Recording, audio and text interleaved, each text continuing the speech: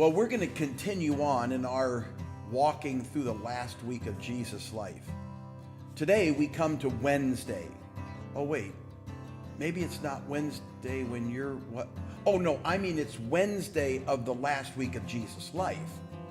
He came into the city on Sunday, Palm Sunday, and then every day there were events, and today it's Wednesday, 2 days before his crucifixion. And some events begin to happen now. Some events begin to happen rather quickly that we're going to see. You know, I'm sure you've watched a lot of TV and movies like I have. And when you're watching a TV show, maybe a mystery sort of show, as the plot goes on, all of a sudden the music gets quiet, maybe changes to a minor key. And you know, without even any dialogue, you know that something is going to happen that you weren't expecting. All of a sudden, things are going to take a twist that you might not have ever expected. Well, when we come to Matthew chapter 26, those kinds of things are going to happen. When Jesus was being questioned again about his authority, and when Jesus again began to have more run-ins with the leadership, there was something happening behind the scenes. You remember that Jesus was followed by thousands and thousands of people. He would show up and he would feed people. We know that on the hillside that day he fed well over 10,000 people, and the streets were lined with thousands of people. And yet out of all of the thousands, Jesus chose 12 men to be the men that he would focus on. 12 men who said they would leave it all and follow Jesus.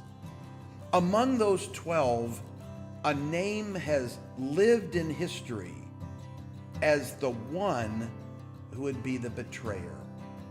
His name, of course, is Judas. Well, behind the scenes, really, behind the backs of all of the disciples, Judas was making a decision that would affect the life of Jesus. Now, we all know that Jesus' life and ministry was all progressing according to the will of God, but from a human standpoint, it was Judas who would go and sell Jesus for the cost of a common slave.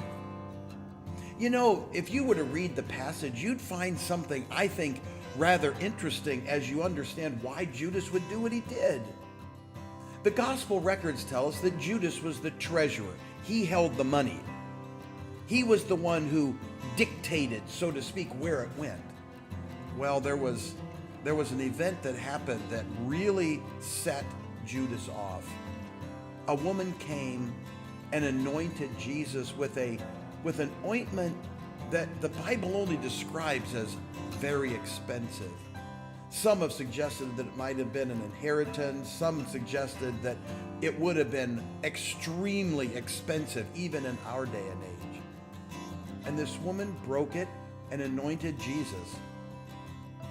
And the Bible's very clear. The disciples weren't happy, but Judas in particular was really upset about what he considered the waste of money.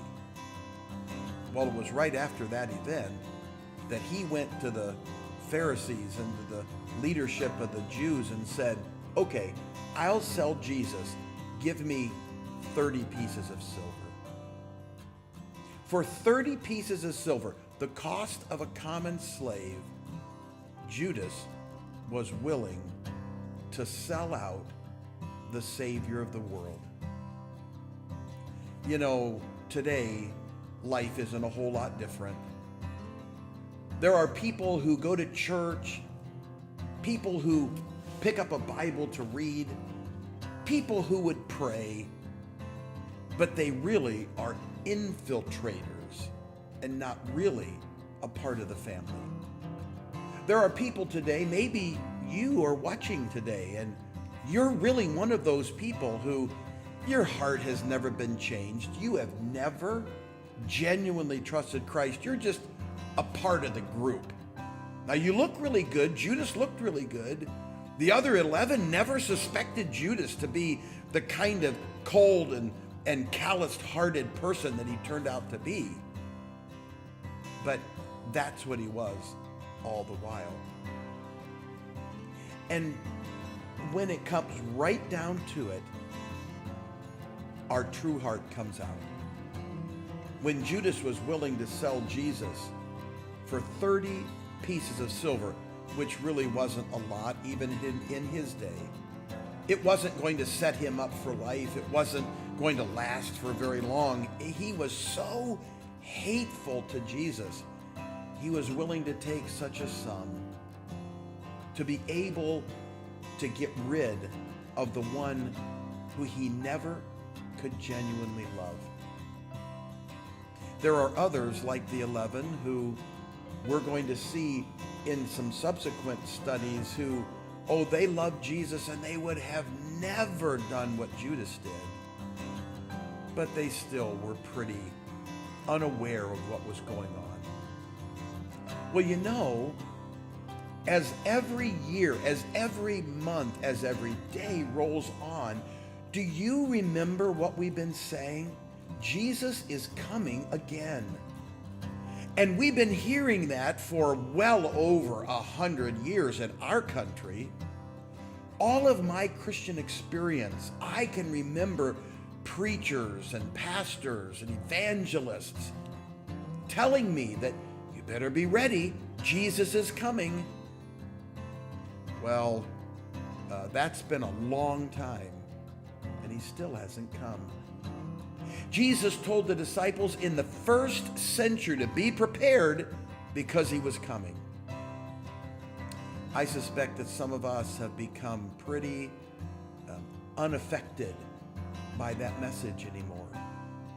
And frankly, I think the closer we get to the coming of Jesus, the more we're being infiltrated by people like Judas, who don't really love the Lord, who aren't really changed in the inside. They're not really born again. They just want to look like us. And so when the time comes, their heart's going to really be seen. Today, I need you to look into your heart. I need you to be sure of what group you're in. Are you in a group that would more parallel Judas or the other 11? Are you in a group of people who love the Lord with all your heart, soul, mind, and strength, and you are looking for the coming of Jesus as that next event on God's calendar? At this Easter season, rejoice in knowing that when Jesus comes, you and I leave here to go home. Today, remember, Jesus is coming again.